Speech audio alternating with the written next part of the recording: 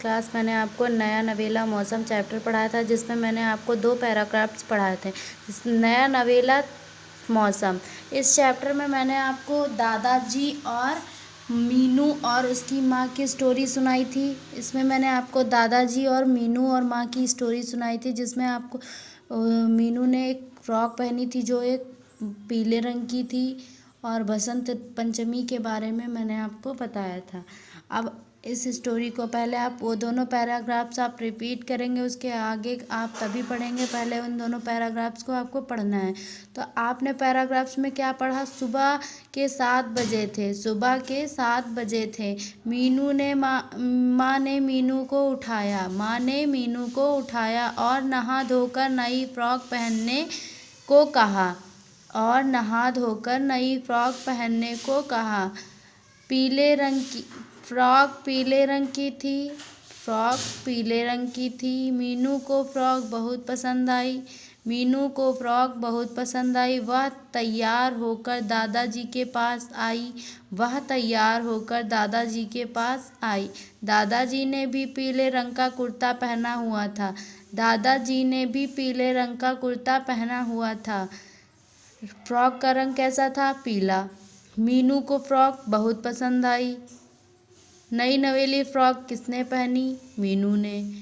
दादाजी ने भी पीले रंग का क्या पहना हुआ था? कुर्ता। दादाजी ने किस रंग का कुर्ता पहना हुआ था? दादाजी ने पीले रंग का कुर्ता पहना हुआ था। तैयार होके कौन आया? मीनू। वह तैयार होकर दादाजी के पास आई।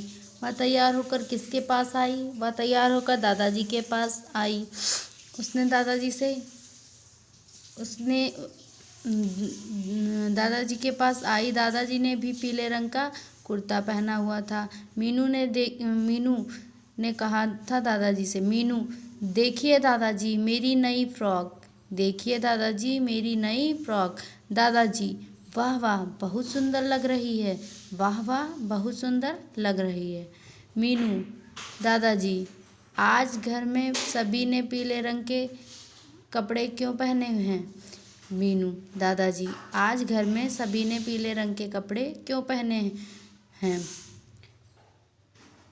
दादाजी, क्योंकि आज बसंत पंचमी है या बसंत ऋतु का पहला दिन होता है। क्योंकि आज बसंत पंचमी है या बसंत ऋतु का पहला दिन होता है। दादाजी, क्योंकि यह बसंत पंचमी आज बसंत पंचमी है या बसंत ऋतु का पहला दिन होता है। बसंत ऋतु सर्दी या गर्मी के बीच का मौसम होता है। बसंत ऋतु सर्दी और गर्मी के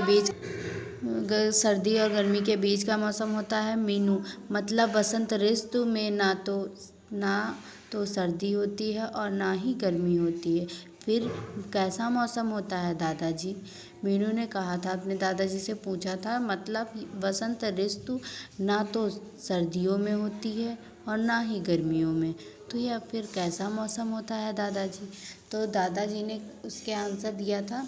जो मीनू ने जब ये पूछा कि ये पीले रंग के कपड़े किस दिन पहने जाते हैं, आज सभी ने पीले रंग के कपड़े क्यों पहने हैं, तो उस दादाजी ने कहा था आज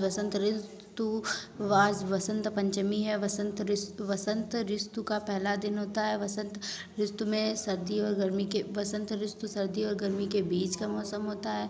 मतलब मीनू ने तब कहा था अपने दादाजी से, मतलब बसंत ऋतु में ना तो सर्दी होती है और ना ही गर्मी होती, तो फिर यह कैसा मौसम होता है दादाजी? तो ये जब इसने रिपीट करने के बाद उसने बताया ना कि दादाजी ने कहा, दादाजी इस ऋतु के आने पर सर्दी कम होने लगती है और मौसम सुहाना हो जाता है।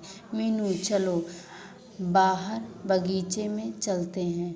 मीनू, चलो बाहर बगीचे में चलते हैं।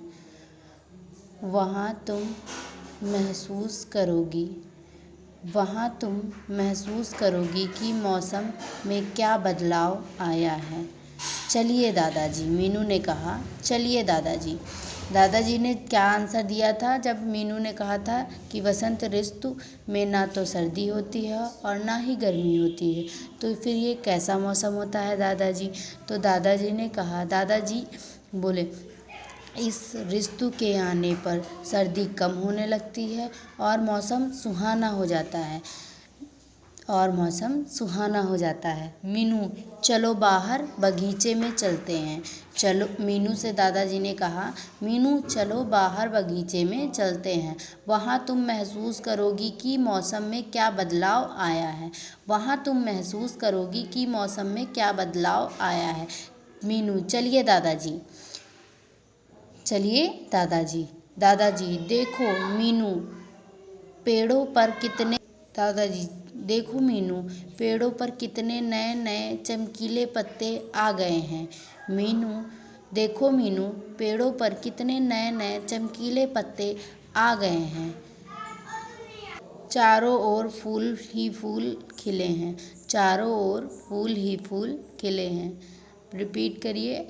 दादाजी ने आंसर किया, इस ऋतु के आने पर सर्दी कम